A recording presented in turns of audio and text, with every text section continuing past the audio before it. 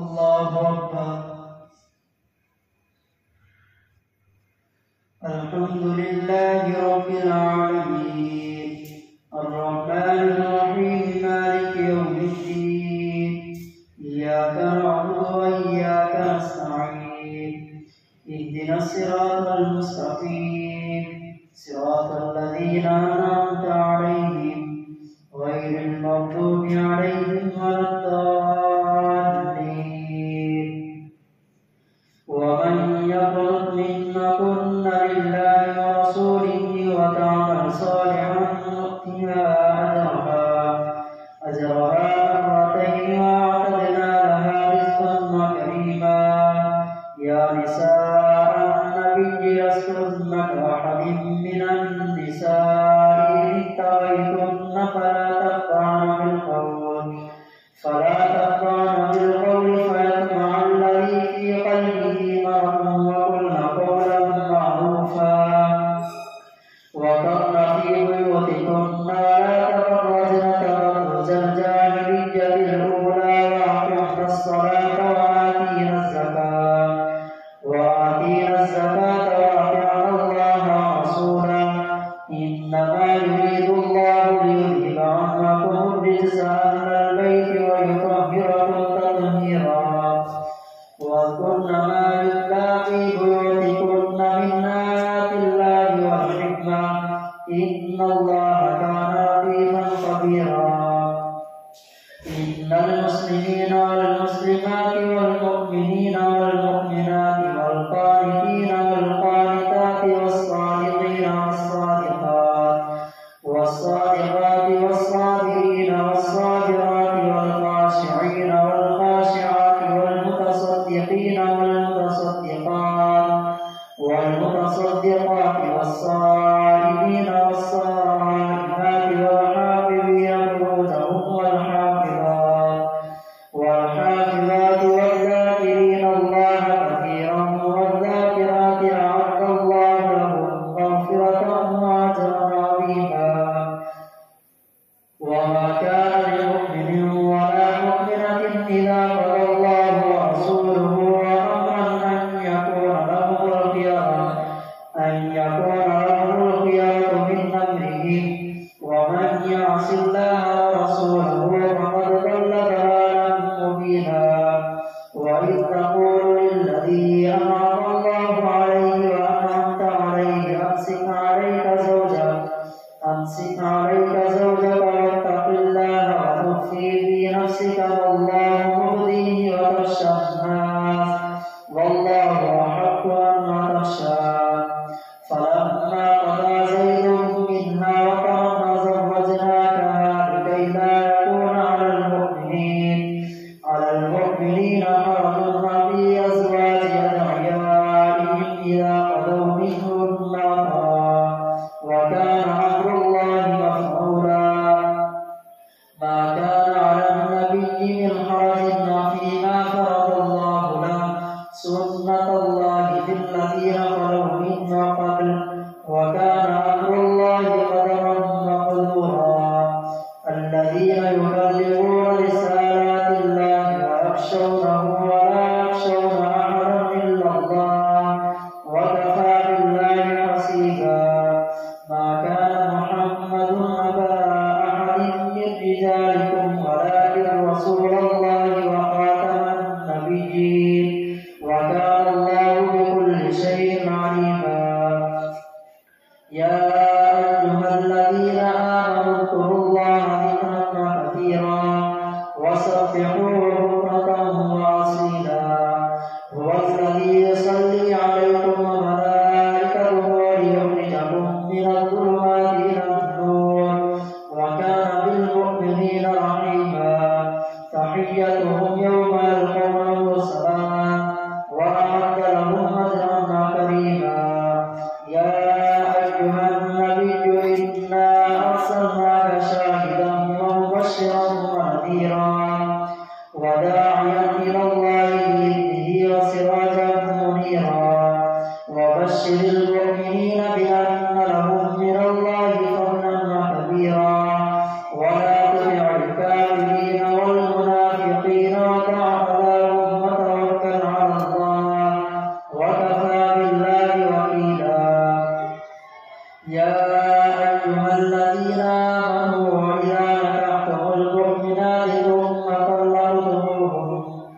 ثم طلقتموهن من قبل أن تمسوهن فما لكم عليهن من عدة تعتدونها فمتعوهن وسرحوهن سراحا جميلا. يا أيها النبي إنا أحللنا لك أزواجك اللاتي آتيت أجورهن وما ملكت يمينك مما أفاء الله عليك وبنات عمك وبنات عماتك وبنات خالك وبنات خالاتك اللاتي هاجرن معك وامرأة مؤمنة إن وهبت نفسها للنبي إن أراد النبي أن يستنكحها خالصة لك من دون المؤمنين. قد علمنا ما فرضنا عليهم في أزواجهم وما ملكت أيمانهم لكي لا يكون عليك حرج وكان الله غفورا رحيما. ترجي من تشاء منهن وتؤوي إليك من تشاء ومن ابتغيت ممن عزلت فلا جناح عليك ذلك بما أن تقر أعينهن ولا يحزن يرضين بما آتيتهن كلهن والله يعلم ما في قلوبكم وكان الله عليما حليما. لا يحل لك النساء من بعد ولا أن تبدل بهن من أزواج ولو أعجبك حسنهن إلا ما ملكت يمينك وكان الله على كل شيء رقيبا. يا أيها الذين آمنوا لا تدخلوا بيوت النبي إلا أن يؤذن لكم إلى طعام غير ناظرين إناه ولكن إذا دعيتم فادخلوا فإذا طعمتم فانتشروا ولا مستأنسين لحديث إن ذلكم كان يؤذي النبي فيستحيي منكم والله لا يستحيي من الحق. وإذا سألتموهن متاعا فاسألوهن من وراء حجاب ذلكم أطهر لقلوبكم وقلوبهم. وما كان لكم أن تؤذوا رسول الله ولا أن تنكحوا أزواجه من بعده أبدا إن ذلكم كان عند الله عظيما. إن تبدوا شيئا أو تخفوه فإن الله كان بكل شيء عليما. لا جناح عليهن في آبائهن ولا أبنائهن ولا إخوانهن ولا أبناء إخوانهن ولا أبناء أخواتهن ولا نسائهن ولا ما ملكت أيمانهن واتقين الله إن الله كان على كل شيء شهيدا. إن الله وملائكته يصلون على النبي يا أيها الذين آمنوا صلوا عليه وسلموا تسليما. إن الذين يؤذون الله ورسوله لعنهم الله في الدنيا والآخرة وأعد لهم عذابا مهينا. والذين يؤذون المؤمنين والمؤمنات بغير ما اكتسبوا فقد احتملوا بهتانا وإثما مبينا. يا أيها النبي قل لأزواجك وبناتك ونساء المؤمنين يدنين عليهن من جلابيبهن ذلك أدنى أن يعرفن فلا يؤذين وكان الله غفورا رحيما. لئن لم ينته المنافقون والذين في قلوبهم مرض والمرجفون بالمدينة لنغرينك بهم ثم لا يجاورونك فيها إلا قليلا ملعونين أينما ثقفوا وقتلوا تقتيلا.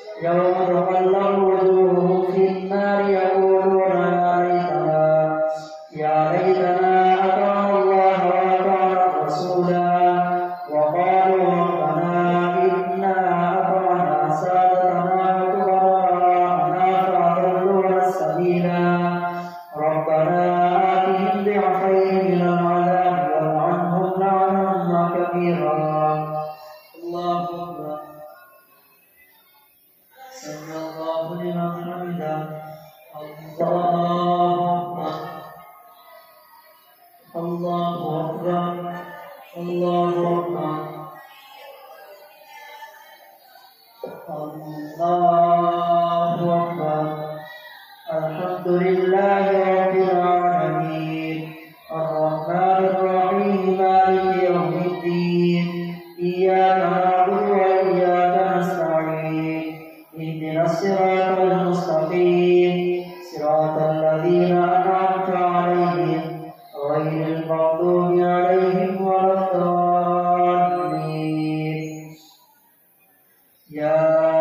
أيها الذين آمنوا لا تكونوا كالذين آذوا موسى فبرأه الله مما قالوا وكان عند الله وجيها يا أيها الذين آمنوا اتقوا الله وقولوا قولا سديدا يصلح لكم أعمالكم ويغفر لكم ذنوبكم ومن يطع الله ورسوله فقد فاز فوزا عظيما إنا عرضنا الأمانة على السماوات والأرض والجبال فأبين أن يحملنها وأشفقن منها وحملها الإنسان إنه كان ظلوما جهولا ليعذب الله المنافقين والمنافقات والمشركين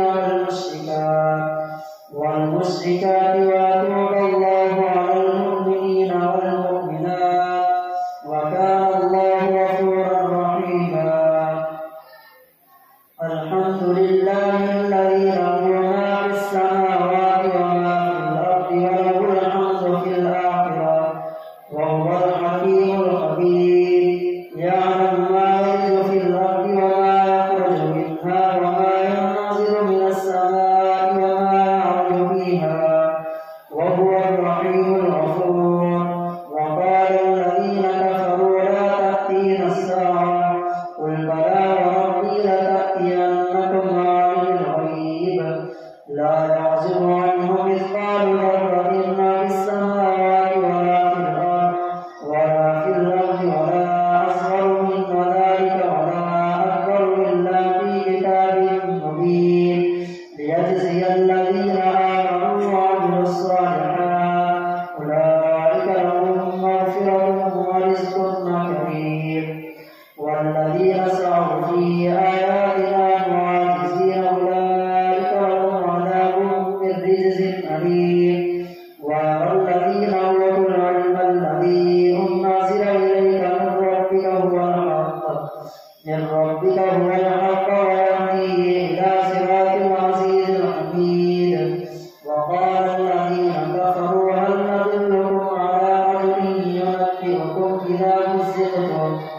إذا مزقتم كل ممزق إنكم لفي خلق جديد أفترى على الله كذبا به جنة بل الذين لا يؤمنون بالآخرة في العذاب والضلال البعيد أفلم يروا إلى ما بين أيديهم وما خلفهم من السماء والأرض إن نشأ نخسف بهم الأرض أو نسقط عليهم كسفا من السماء إن في ذلك لآية لكل عبد منيب ولقد آتينا داود منا فضلا يا جبال أوبي معه والطير وألنا له الحديد أن يعمل سابغات وقدر بالصبر واعملوا صالحا إني بما تعملون بصير ولسليمان الريح غدوها شهر ورواحها شهر وأرسلنا له عند القطر ومن الجن من يعمل بين يديه بإذن ربه ومن يزغ منهم عن أمرنا نذقه من عذاب السعير يعملون له ما يشاء من محاريب وتماثيل وجفان كالجواب وقدور الراسيات يعملون آل داود شكرا وقليل من عبادي الشكور فلما قضينا عليه الموت ما دلهم على موته إلا دابة الأرض تأكل من مساته فلما فلما كذب تبينت الجن أن لو كانوا يعلمون الغيب ما لبثوا في العذاب المهين لقد كان لسبب في مسكنهم آية جنتان عن يمين وشمال كلوا من رزق ربكم واشكروا له بلدة طيبة ورب غفور فأخذوا فأرسلنا عليهم سيل العرم وبدلناهم جنتين ذواتي أكل خمط وعدل وشيء من سدر قليل ذلك جزيناهم بما كفروا وهل نجازي إلا الكفور وجعلنا بينهم وبين القرى التي باركنا فيها قرى ظاهرة وقدرنا فيها السير سيروا فيها ليالي وأياما آمنين فقالوا ربنا باعد بين أسفارنا وظلموا أنفسهم فجعلناهم أحاديث ومزقناهم كل ممزق إن في ذلك لآيات لكل صبار شكور ولقد صدق عليهم إبليس ظنه فاتبعوه إلا فريقا من المؤمنين وما كان له عليهم من سلطان إلا لنعلم من يؤمن بالآخرة ممن هو منا في شك وربك على كل شيء حفيظ قل ادعوا الذين زعمتم من دون الله لا يملكون مثقال ذرة في السماوات ولا في الأرض وما لهم فيهما من شرك وما له منهم من ظهير ولا تنفع الشفاعة عنده إلا لمن أذن له حتى إذا فزع عن قلوبهم قالوا